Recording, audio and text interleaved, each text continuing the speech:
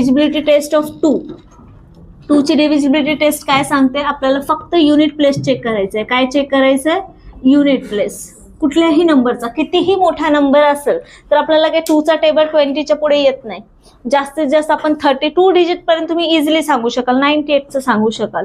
ठीक आहे, पण त्याच्या पुढे म्हटलं तर जरा कन्फ्युजन येण्याचे चान्सेस आहेत 3 डिजिट पासून तरी.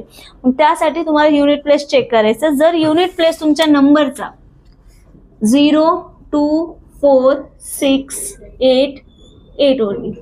Okay, sir, out of these digits, if any one digit is there, then that time your given number will be perfectly divisible by 2. Perfect divisible आणि not perfect, ह्याच्यामध्ये डिफरन्स काय आहे?